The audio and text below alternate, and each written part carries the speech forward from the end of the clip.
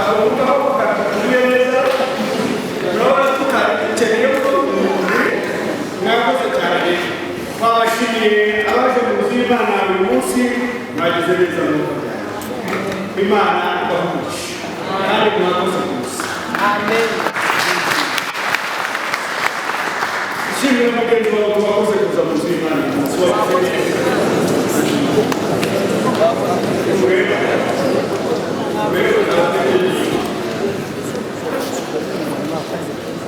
Mutuza bisizanani kuza kwenda kubashimire abadusengeye igihe twaganaga na Prince of Peace Choir mu Bwongereza.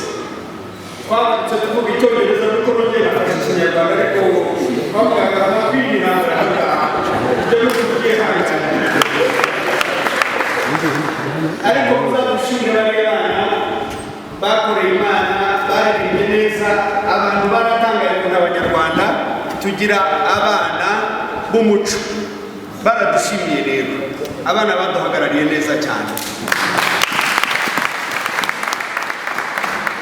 numva dukwiriye kubigira umuco n'abandi Imana izajya ishoboza kujya hanze kuvuga ubutumwa bakajya bafatanya na bagenzi babo tukabasengera ndetse tukanabashoboresha bakagenda bakavuga ubutumwa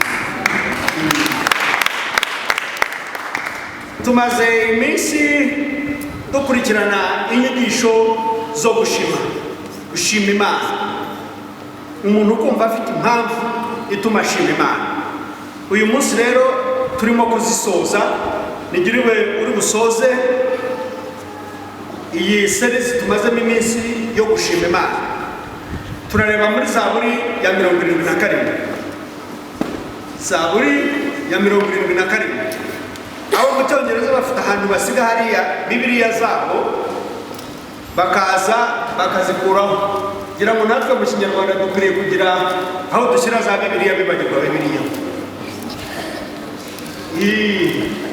ndimo kuvugana n'abana ba hano bize ibintu bya IT kugira ngo barebe ukuntu badukorera app bayishyire kuri telefone buri muntu agire telefone nibura buri muntu yigore agure smartphone y'ubwoko bwo aribwo bwose noneho badushyireho telefone badushyireho igitabo cy'indirimbo badushyireho n'igitabo cy'amasengesho kugira ngo buri muntu wese agira iyo app nuza mu rusengero wibagiwe Bibiliya ariko nabonye benshi mutajya mwibagirwa telefone kubera ko telefone zacu zibika ibintu byinshi cyane mama aziko muri telefone harimo abana be bose ni hababika kubera iyo mpamvu ntashobora kuyishyira hasi kubera ko aziko buri kanya hari umwana ushobora kumuhamagara twese nuko nguko rero ariko hari ubwo twibagirwa Bibiliya ariko nabonye ko bigoye kwibagirwa telefone ubwo rero niba dushiriramo bizajya byoroha sibyo batewo bari noneho sana tubigire nabyo Zaburi ya 77 nkunda gusoma ibitabo bya Zaburi cyane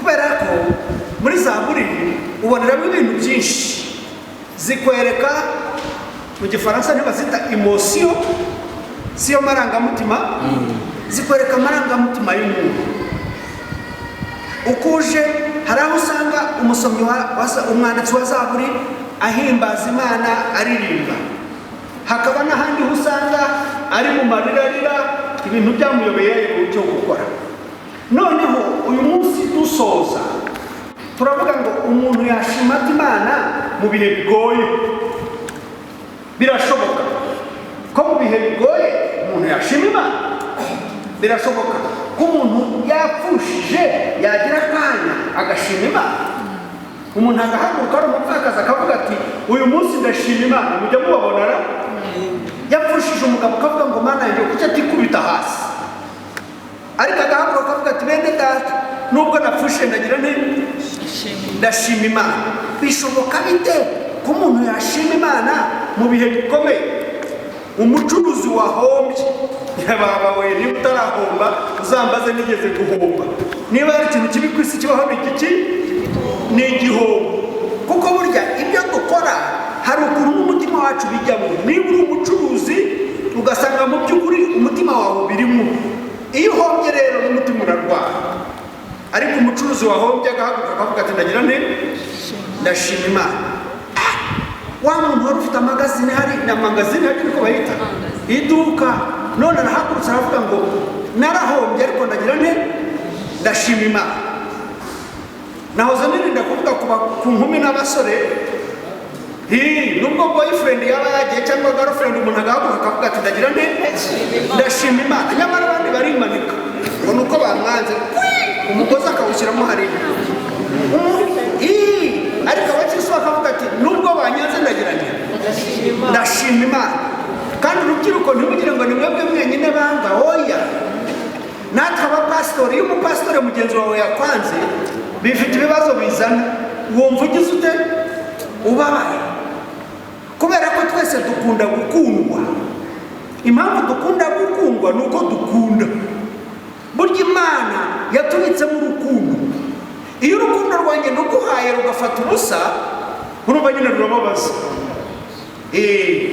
Ariko muri ibyo bihe ukabona umukristo arahaguruka akavuga ati nubwo banyanze ariko ndagira nte ndashima Imana. Iyi Zaburi ya 77 umwanditsi yayanditse mu bihe nk'ibyo ngibyo. Byari ibihe yanditswe mu bihe bigoye, umuntu ari mu bihe bigoye. Muri cya gihe yari yacitse intege, cya gihe umuntu aboroga ngo umwana ntagira ate, umwana aboroze nyina ntagire umwumva, umwana haba ari kure ngo yaboroga nyina ntiyumve, kuko iyo umwana aboroze ni ikintu kiri automatic abazi ko nyina ari umutabara. Ariko hari ahantu mu buzima bw'isi mu kubaho umunsi ku wundi aho ugera waborogana nyoko ntagira ati ntakumve kabisa, cyangwa nubwo nyoko yakumva akaba nta bisubizo afite yagufasha, akakumva akakubabarira, ariko ikigoroza atagira ati atagikuraho, nta bushobozi afite kukigutera kuboroga. Uyu mwanditsi w'Izaburi ya 77 rero yari umuntu wageze aho umwana arira nyina ntiyumve, aboroze abura umwumva, atakambye abura umufasha. Kandi biragaragara ko yari umukirisitu mu bihe bya mbere yajyaga aboroga yatakira Imana ikamutabara vuba vuba, yasenga amasengesho icyo asenze kigahita kibaho, ibintu bigahita byikora. Ariko ahangaha umwanditsi w'Izaburi yayanditse ibintu byagize gute byananiranye. Kugira ngo rero yumve neza, twe guhera ku murongo wa 11, reka duhere ku wa mbere mwumve neza. Barabanza bakavuga ngo iyi Zaburi yahimbwe n'umutware w'abaririmbyi mu buryo bwa yadituni, ni Zaburi ya Asafu. Abaririmbyi museme amen. Iyi ndirimbo yanditswe nande? Na Asafu. Asafu ngo yari umukuru w'abaririmbyi, yari umuntu w'umuririmbyi. Asafu yari umuntu uzi gucuranga uko Bibiliya ivuga, cyane cyane muri izi Zaburi. Yari umuririmbyi waririmbaga mu majwi, akayobora korali, kandi yacurangaga buri kivuga cyose. Yacurangaga imyironge, agacuranga imiduri, agacuranga bifite string sinzi ko babyita, bya bintu bya gitari na byene wabo, ndetse n'inanga. Buriya gitari nayo ifite byene wabo ntimuseke, ariko byose yari azi kubicuranga. Yari umuntu rero wemewe mu baririmbyi, yayoboye korali ya Dawidi imyaka myinshi, kandi abazi Dawidi, umwami Dawidi nawe yari umuririmbyi. Ariko uyu Asafu yari umuyobozi w'abaririmbyi b'icyo gihe. Yaririmbye indirimbo zizamuka, izo biti z'amazamuka, bazamuka bava hepfo mu bihanga, bazamuka bajya ku musozi w'i Siyoni hejuru ahari hubatse urusengero rw'Imana. Yaririmbye izindi zo kumanuka, yaririmbye indirimbo z'umunezero. Zaburi y'ijana havuga ngo bari mwese mwese mwe nimuze tugire dute turirimbire Uwiteka, ngo kuko Uwiteka ari we mwiza. Hanyuma ni nawe waririmbye cyangwa se wanditse iyi Zaburi ya 77. Reka tuyisome twumve. Aravuga ngo ndatakira Imana n'ijwi rirenga, ndatakira Imana n'ijwi ryanjye, nayo irantega ugutwi. Murongo wa 3, umunsi w'umubabaro wanjye nashatse Umwami Imana, nijoro nayitegeye amaboko sinacogora, umutima wanjye wanga kumarwa umubabaro. Murabyumva ra?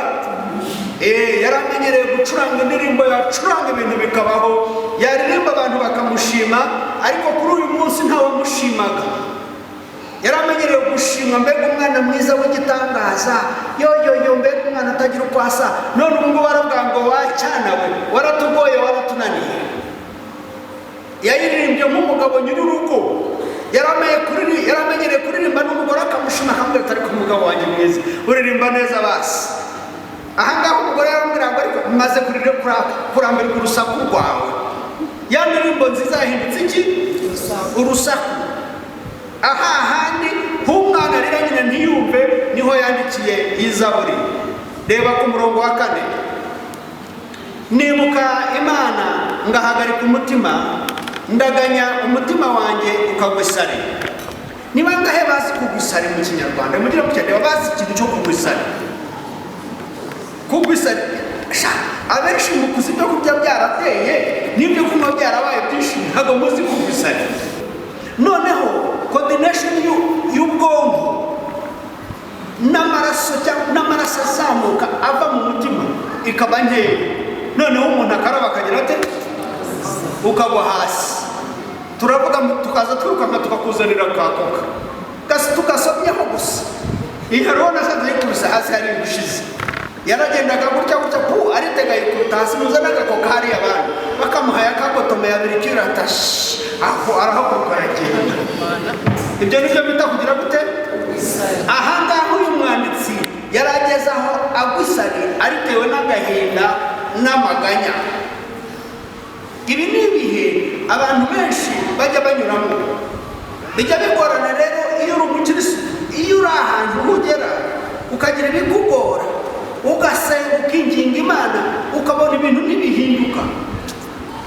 Njye nibuka turi abasore bari baratwigishije ngo nuhura n'umusozi ugahura n'ibintu bikugoye, ngo ujye umubwira ngo mu izina rya Yesu wa musozi weva huri, ngo nugira kwizera kungana gutya gusa, ngo kungana nk'akabuto ka sinapi, ngo uzabwira umusozi ngo wa musozi, ngo n'umusozi w'ibibazo nyine, ngo va hano huri, ngo ugende wishukunye hehe mu nyanja, ngo umusozi uzakumvira. Twahanganye n'ibibazo ushaka, tukajya tugira kwa kibazo weva ahangaha, genda ugwe mu nyanja. Rimwe na rimwe byabaga ari ibibazo by'ubwambare busa, ubundi byabaga ari ibibazo by'inzara. Tugitangira ivugabutumwa hari ubwo twatewe n'inzara idasanzwe. Nzayibabwira, niba hari ikintu cyagamburuza umuntu ku isi nabonye, ni ikintu cyitwa iki? Inzara. Uzi ko usonza warota ukarota urya. Saba bahishije gutya wicaye, ugafata ikiyiko, wagira gutya ugiye gutamira gutya, ugakanguka.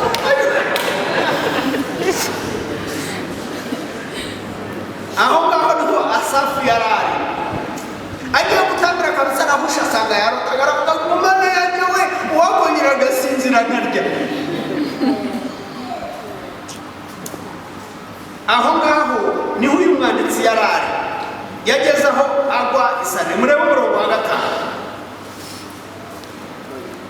Ufata ibi ni ibihene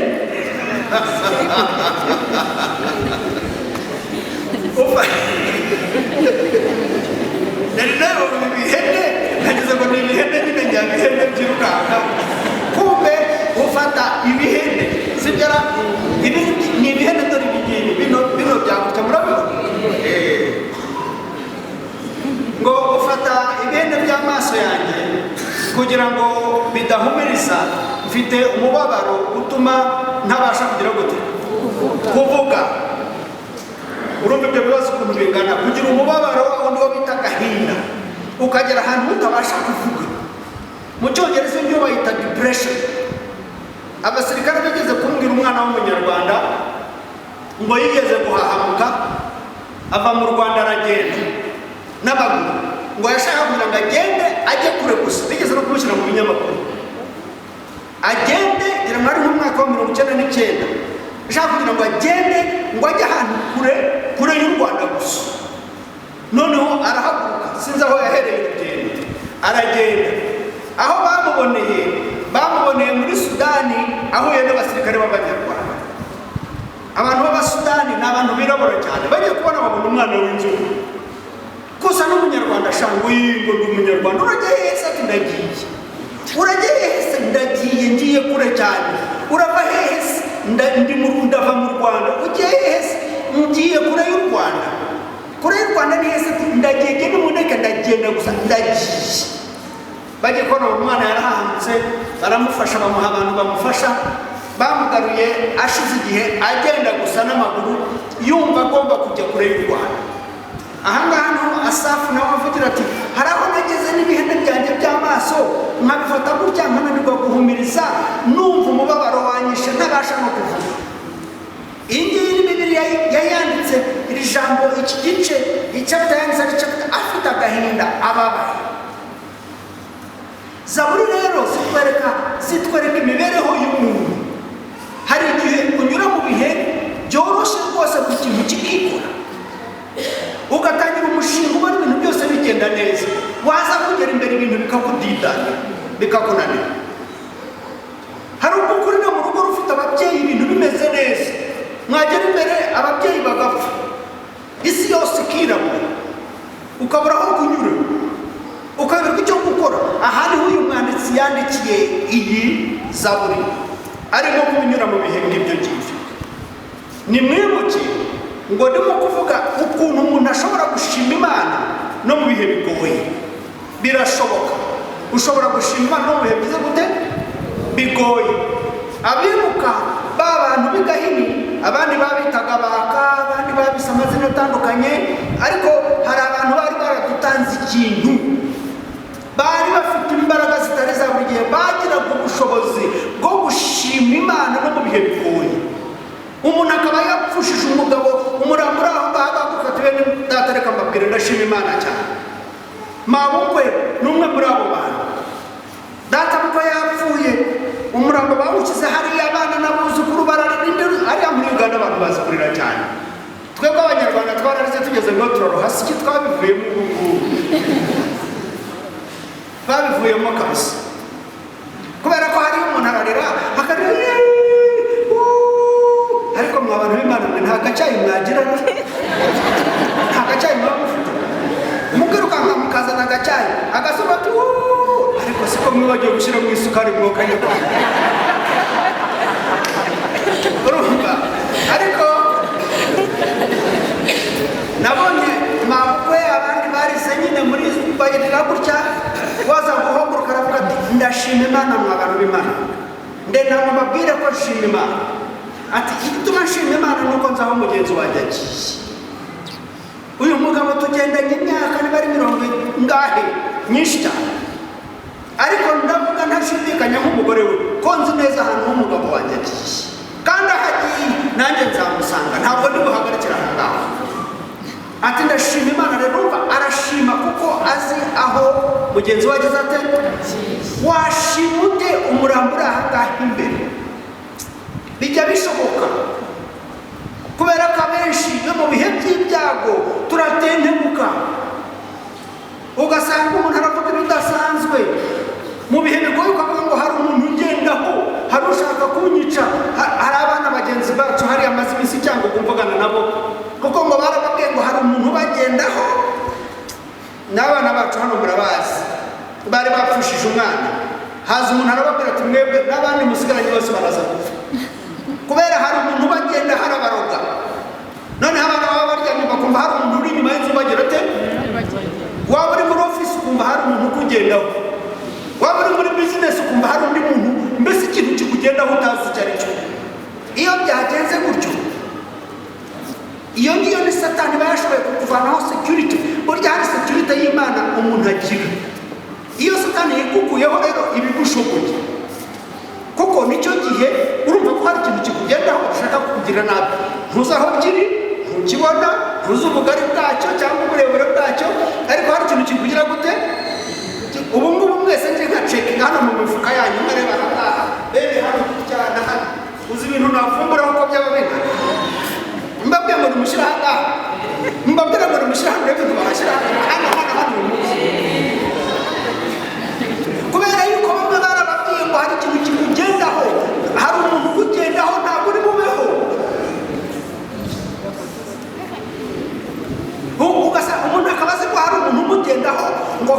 kandi buri gihe uzasanga ari nyoko wanyu, ari nyogosenge se cyangwa ari mukaso ari ukugendaho. Uwamuhaye ubushobozi bwo guhinduka umwuka akirirwa kugendaho ninde kuki batabukuha? Wowe wahita mwana gito.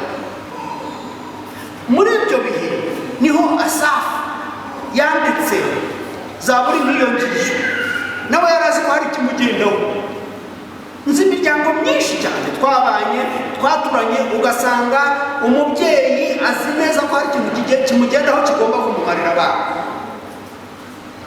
Yego, hari abo nakoranaga nabo hariya i Cyangugu, twari dufite abantu badashobora gusubira ku cyaro cy'iwabo aho bavukiye, kubera yuko ngo nasubirayo baragira gute?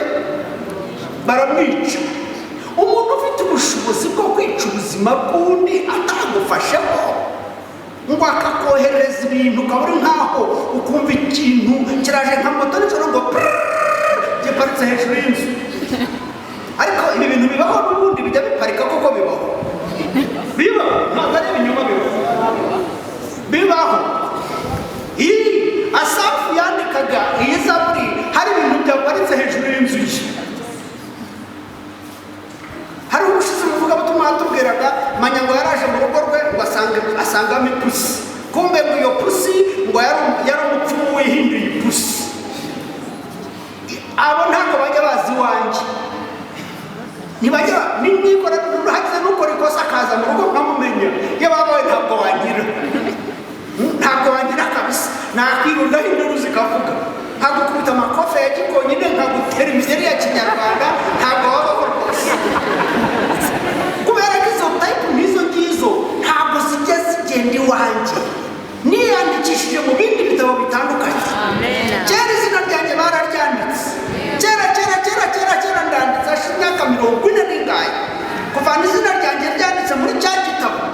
So y'amapusi y'ubwoko nk'ubwo ntabwo ajya agenda iwanjye, hagendaho amapusi mazima n'inkoko nzima n'ibindi bintu bizima n'imyenda mizima. Kubera iyo mpamvu rero nta mpamvu ngomba kwambarira ku bindi. No way, hoya, ntabwo bikunda. Asafu rero nawe yari ari mu gihe nk'icyo ngicyo. Abantu barimo kumubwira bati ahangaha ntabwo uri buhature, kubera ko iyi nzu waguze kanaka yateyemo ikintuza kugira ngo cya kintuza kizajye kikugira ntuza, hanyuma kikunyeganyeze. Iyi nzu ureba ntabwo ari inzu mu by'ukuri, ariko imvuga ndabeshya, ntabwo mubizi, ntiwanyu n'ibiriyo. Cyo nimuzane bya bintu uzahanga hati byose n'urahagaze n'ingenzi. Murongo w'icyenda ngo imbabazi ze zagiye rwose iteka ryose. Yageze ahateze avuga ati iyi Mana ntikigira n'imbabazi. 10 Imana yibagiwe kugira neza kwayo, umujinya wayo naho ngaho yarageze. Ariko reka dusimbuke turebe wa 11. Urimo ibintu bitatu nshaka kubabwira. Abafite amakaramu baraza kubyandika. Icyambere harimo ijambo ryitwa kwibuka. Ibuka. Ndibuka ko mu Rwanda hari abantu babwiraga abandi ngo kwibuka, murabyibukara. Ariko hano Bibiliya tubwira ngo ibuka. Icya kabiri tekereza. Icya gatatu emera ibyo ubonye, ibyo wibutse, ibyo watekereje bigutangaza. Umurongo wa 11. Maze ndavuga nti ibyo ni indwara y'umutima wanjye, mbega nagira ntihagire umufasha. Dusome twese mu Kinyarwanda umurongo wa 11. Maze ndavuga nti ibyo ni indwara y'umutima wanjye, mbega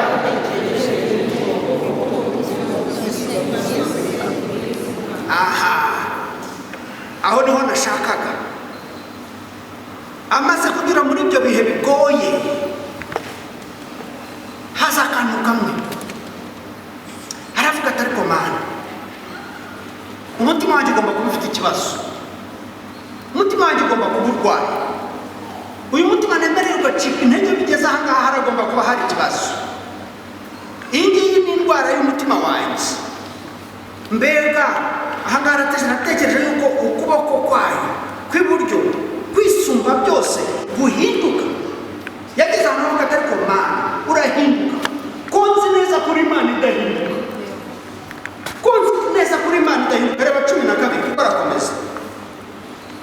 kwibutsa abantu iby'iki Uwiteka yakoze, kuko nzagira ibitangaza byawe bya kera. Ha, sema amen. Ahangaha ashubije amaso inyuma, arongera ararebye inyuma. Naje gusanga ikica abantu b'Imana ni ukutajya basubiza amaso inyuma ngo barebe mu bihe byashize, urebe uvuga utari ko Mana. Burya iyo turebye inyuma tukareba uko Imana igendanye natwe, tukareba uko ibanye natwe, bifite imbaraga zo kwizera bizamura mu mutima ukavuga uti ya Mana yabanye nanjye wa munsi, n'ubu ngo bizagira ite irabana nanjye, n'ahangaha irahanyuze. Iyo wumva ikibazo wanyuze wagezemo ari ikibazo gituma udashobora no guhumeka cyangwa no kuvuga cyangwa no gusubiza ijisho inyuma, subiza ijisho inyuma. Ndimo gutegura aya masomo byatumye nibuka, nashubije amaso nibuka turi abana twagiye kuvoma, twanyuraga mu kintu cy'igihandagazi kinini koko gitukura, twajya turavoma tugarukanye amazi, tugiye kubona imbere yacu tubona ikintu cy'ikirabyo cya papo ni umutuku warya, reka tuvuge umutuku, ikirabyo kinini cyameze mu muhanda gitukura. Noneho dutangira kwirukanka turushanwa, bamwe amazi ameneka ngo dutanguranwe cya kirabyo tujye kugikuraho cyari kiri, kuko aho twari dutuye nta bitangaza byabagaho kuba unyuze ahantu nta kirabyo gihari wagaruka ugasanga cyahameze, ntabwo byari bitangaza. Turirukanka dutangurana, ariko tugiye ko twegera cya kirabyo, umwana umwe aravuga atoya muba muretse gato, ntabwo ari ikirabyo ahubwo ni ipusi. Murazizi ipusi, injangwe? Ati ntabwo ari ikirabyo, iriya ni ipusi, nimugende buhoro, nimugende buhoro. Tugende buhoro, tugiye ukuntu tubona cya kirabyo kirimo kunyeganyega, tugiye kureba uruhande tubona gifite ubugondo, twigiye hafi dusanga n'inzoka y'impiri nini koko. Iyo yamaze kwasama kare itegereje uri bugira ite uri gutya, kandi impiri yasama gutya, iyo ifatanyije gutya ufatiyeho ntishobora kurekura mpaka amenya aya yagucikiyeho. Kubera iyo mpamvu aho twari dutuye hari abana benshi batagiraga uturenge cyangwa udutsintsino kubera bakandagiye mu kanwa k'impiri. Nibuka nk'umwe witwaga Manuel wakoraga iwacu, atagira agatsintsino agenda gutya kubera impiri yari yaragavanyeho. Noneho tumaze kuyigeraho twigira inama ngo murabizi, reka tuyice itazongera kudutegereza. Tunyanyagira mu bishugi turimo guca inkoni zo kwikubita, twibagirwa ko muri ibyo bishugi hashobora kuba hari nyina wabo na se wabo na murumuna wayo na nyina yenda wayibyaye. Duca ibiti turaza gutangira gukubita ya mbere, waragikubita wakubita ngo bari nko gukubita ipine po kumva ngo ni ikintu n'igipfu, turakubita ikintu cyangwa gupfa cyumvishe tukirembeje, kandi twari abana babaye mu ntabazi gukubita, uburyo gukubitaga ikintu ukabuze uragihamije, ariko iki kintu twari gikuze cyangwa gupfa pe. Ubu rero ejo naribuka nkavuga iriya nzoka igomba kuba yari inzoka nini, ikintu umuntu akubita n'igipfu, kandi twarakubitaga tugahamya, ariko kumva asa n'ukubita ipine cyumvishe tukirembeje, kiranyeganyega buhoro buhoro, ni ikintu kigendera buhoro buhoro, kiranyeganyega kijya mu byatsi. Noneho tukajya twambaye uturenge, izi nkweto mureba zije vuba vuba ahangaha, ntabwo ari za kera, ntabwo nishya cyane, n'uturenge tukajya mu gishugi tugatangira gushakisha aho ya nzoka yihishe. Warayegera kikavuga ngo kikagira ukuntu gipfuna, ntazi uko cyapfuna. None nibaza impamvu umwe muri twebwe atakandagiye mu kanwa kayo, niba twari gutaha dute, ikiyoka cyananiraniye ku mwana, niba byari kugenda gute simbizi. Ariko impamvu mbabwira icyo ngicyo ni iki, nibutse bituma nshima, ndavuga ngo Mana ndacyafite ibirenge byose, amaboko yose ndayafite, ya mpiri ntabwo yanciye ukuboko cyangwa ngo guca abandi tuve imwe n'abandi twari turi kumwe. Narebye inyuma ngira nde ndibuka, bantu b'Imana ntuzajya unyura mu bintu bigoye, unyura nunyura mu bihe bigoye jya usubiza amaso inyuma urebe aho uturutse, urebe ukuntu havuye, bizakongera imbaraga zo kwizera, bizahindura umuvugo wawe. nimurebe umurongo wa 13 uravuga ngo kandi nzibwira ibyo wakoze byose, nzita ku bikomeye wakoze. iyo ushubije ijisho inyuma ukareba bigutera kubona ibindi bintu bitangaje. icya mbere utangira kubona ibitangaza by'Imana yakoze. iyo urebye ushubije ijisho inyuma ukemera kuko ugatekereza neza witonze, utangira kubona ibitangaza Imana yakoze. ibiti bitangira guhindura isura, ukabona ko igiti kitaremwa n'umwana w'umuntu. utangira kubona imisozi iteye uko iteye neza. ndabigize muzajya ku musozi wa Rebero nijoro urebe Kigali yose hasi gutya, uravuga ariko Mana waduhaye igihugu cyiza, ibi bitangaza ntabwo ndabibona. abazi wacu Icyangugu ni ahantu h'igitangaza. iyo ugenda kuri wa muhanda bita Kivu Belt, benshi mumaze kuwugendaho ukamanuka ukazamuka ukajya ureba ufite ariko Mana abandi bantu wahaye isi z'ubutayu bo bagendereye iki? twebwe abanyarwanda kuduha ahantu heza nk'aha ngaha hari amazi meza gutya n'imvura nyinshi n'ubutaka n'ibyatsi by'icyatsi. bareba muri Egiputa bo birirwa barwana n'Abetiyopiya bapfa amazi, wabahoye iki? ugatangira bwa mbere na mbere ukavuga ngo ariko Mana dutuye mu gihugu cyiza ugashima. nawe udashubije amaso inyuma ngo ugereranye, wagira ngo igihugu wagira ngo u Rwanda rutubemo na Satani, kandi turi mu gihugu cyiza gitemba amata n'iki n'ubuki. nagiye muri Israel nsanga ni ubutayu koko. ndavuga ngo ariko Mana aba bagabo baba aha hantu rwose bagize ibyago bingana gutya bakaba baba muri ubu butayu, kandi Imana yarabasozeranyije igihugu gitemba amata n'iki n'ubuki. baje gufata akanya baratekereza ngo bibuke ko Imana yakoranye na ba sekuruza babo, bibuka Imana yabanaga na Isaka, bibuka Imana yabanaga na Yakobo, bibuka Imana yabanaga na sekuru Aburahamu, kandi ngo bari abatunzi bafite inka bafite iki, bahindura imitungire yabo. twabonye umugabo umwe ufite ifamu y'inka ibihumbi bingahe, akamazi kamwe n'ibyuma, icyuma kikikuna kigatwara amata kuri dayari iriya kikayayungurura kikayagira neza. isi yabo barayihinduye. none nimugera hariya Nyandungu barimo kwigisha abanyarwanda uko uhinga ukeza shaka, niba barimo kutwigisha abantu bavuye mu butayu. kubera kwemera gusubiza ijisho inyuma ukareba ugatekereza, biguha kubona ibintu uko bitari bimeze. none hariya utangiye kubona ibintu uko bitari bimeze, ni hahandi uhagarara umurambo uri hariya ukavuga uti bene data ndagira ne ndashima. abantu bakavuga ati uyu mugore n'ubundi yarasanzwe adakunda umugabo we, cyangwa ni wowe wamurozi, n'ubundi yashaka kugira ngo abe muri iriya nzu wenyine, yashaka no kugira ngo arye amafaranga wenyine. kumbe umugore we yamenye impamvu abantu bagira gute, yashubije ijisho inyuma arareba. igice rero gikurikiraho hera ku murongo wa 15 rero amaze gusubiza ijisho inyuma, amaze gutekereza ku bitangaza by'Imana yakoze, arangije atangazwa n'ubwiza bw'Imana, atangazwa n'imbaraga z'Imana, atangazwa n'urukundo rw'Imana, atangaza n'impamvu y'Imana y'igitangaza yemeye ikagendana nawe.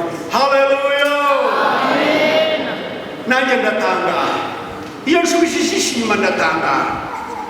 mu by'ukuri ntabwo ari jye wakabaye ndi hano uyu munsi, ntabwo ari jye wakabaye ndi hano, ariko iyo nshubije ijisho rya nyuma ngira ne ndatangara.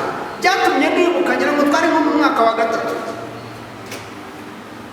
nibwo bwa nyuma naherukaga kurwana ni mu ishuri.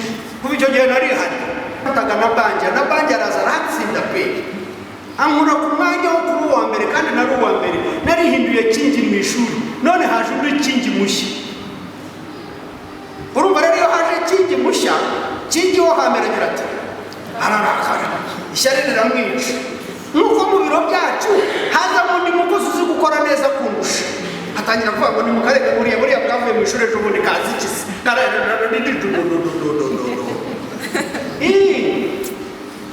mu biro byacu cyangwa se mu ishuri ryacu cyangwa mu rugo rwacu undi muntu yabikora neza. ntakuriye kubikora ngo andushe na banki yarandushije biratinda none handushije bita dukuramo kurwana tunarwanye andusha imbaraga aramubita nyine byiza cyane numva ntakashe umutwe kandi nari umuhungu nashaka abana abakobwa babona ko mpambaye murabyibukara iyo ukiri agahungu gashaka buri mukobwa wese akubona ko uri umuhungu uhambaye hagati aho ngaho mu guhambara niho na banki yankubitiye pepepepepe ndandura bisa nabi cyane mu buryo bwo kwirwanaho ndagenda nsingira ibuye hariya ndimukubita mu mutwe ngiye ko arambona amaraso yuzuye imyenda yuzuye ahantu hose basi nimenye nyine ko ibyanjye birangiye nishe umuntu uzaza uzi umwirato ko byaragukomeretsa uzi gukomeretsa ko bibyara ubwoba uzi ubwoba ko bibyara guhunga nashatse aho umungira harabura ariko napfuye kwirukanka tu nubwo nirukanse headmistress wacu aje baranyirukana mu ishuri kandi iryo shuri ryabaga iwacu ryonyine ayo mashuri menshi nayo ni mashya niyo kidoroje babiri ahangaha ndabeshya abahambere ndabeshya kuko wabaga nkangaha n'amaguru ukajya kwiga Rwamagana cyangwa ahandi aya mashuri aje vuba aha mwebwe dutwara ku ishuri hariya mukagira mukwiriye gushima Imana hari ibyo yaborohereje banyirukana mu ishuri ngo genda nibuka headmistress abwira data mu rugande ngo kanakana kafuso umutego wano ngo uyu mwana ureba ngo yahindutse umutego ngo ni uburozi bwari bwaraturutse i Burundi baburoga umwana bugafata bukarinda bugenda bukazafata n'umwuzukuru aka kana ngo kamaze abana hano kahindutse umutego nta kintu twara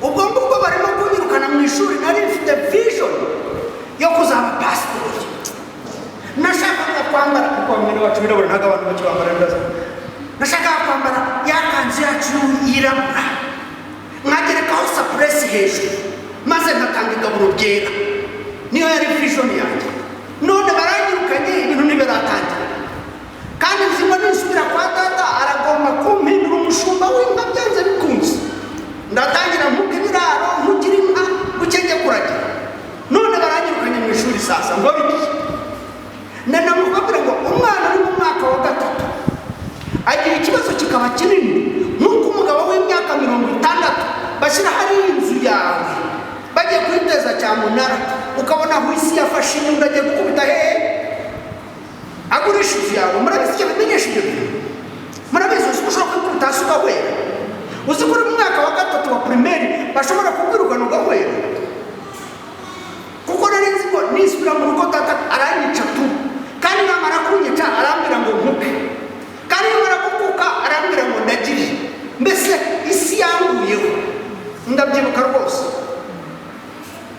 noneho ndibuka haleluya ndibuka byari ishuri ry'abanyagatolika nibuka ko mu rusengero harimo ishusho ya Bikira Mariya n'iya Yosefu mama yari yampaye ishiringi n'isimundi niko bazitaga zo kuza kurira ku manywa ndagereranya kwa Bikira Mariya murazi ko Bikira Mariya agira imbaraga z'ibiti za Yosefu atarabimenya n'akazi kayo no mu ngo zacu iyo utamenye Bikira Mariya hariho kwitwara kwa Yosefu umenye ko ntakiri ubutahane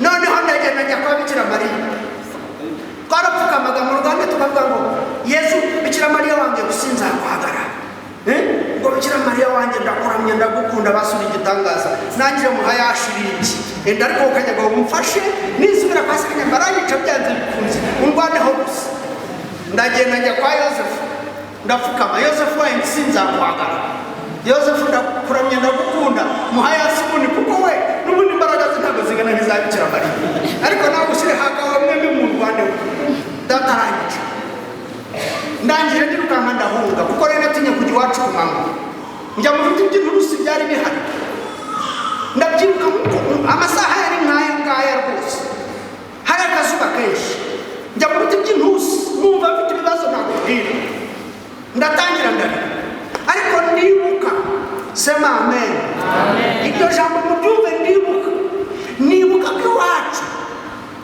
data yabonye umushyitsi w'umunyarwanda nimubyumve yagombaga kuba iki kuko aho twabaga nta banyarwanda bahaba akababarirwa, ntawakubitwaga, nta n'ushobora guhinduka umuntu, hariho imbabazi zidasanzwe. Ndavuga rero Mana, uri Imana ikora ibitangaza, ndakwinginze wowe ukabyara, nyoherereza umushyitsi w'umunyarwanda mutware wacu kugira ngo ndatangazwe.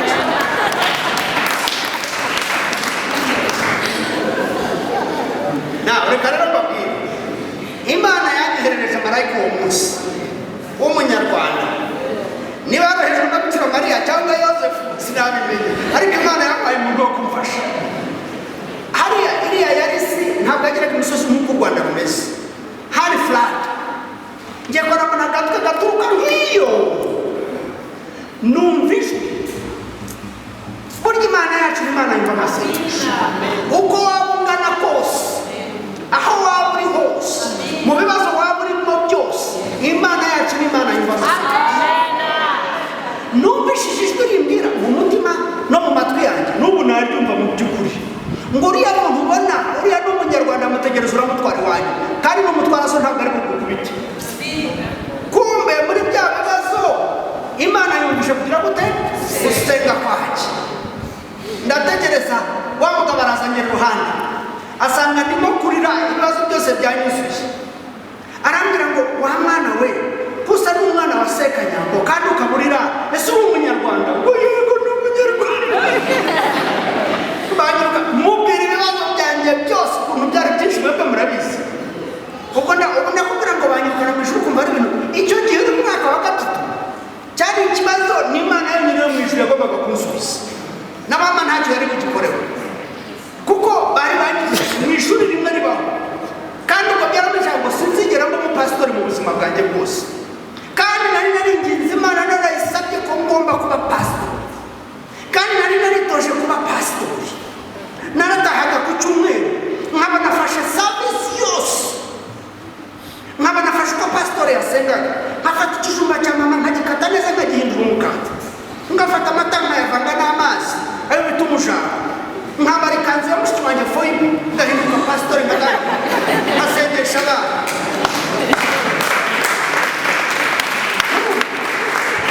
Impamvu ndimo kubabwira ibi ngibi ni ukubereka ngo ibibazo ku rwego rwose, iyo ikibazo cyaje, waba uri mu wa 3 kiza kiri kikujyana, waba uri mu wa kangahe kiza kikujyana, aho iyo ikibazo cyaje kiza nabi cyane. Icyo ngicyo cyari cyaje kitari bunsige mu ishuri, kubera ko Satani yari yamaze kubona ko vision yanjye ari ndende cyane, bitari bugarukira aho ngaho. Wa mugabo arampumuriza mu bugufa ntwari wacu, bamukishije ibiraro bitari bikeya, ariko papa yanezerewe.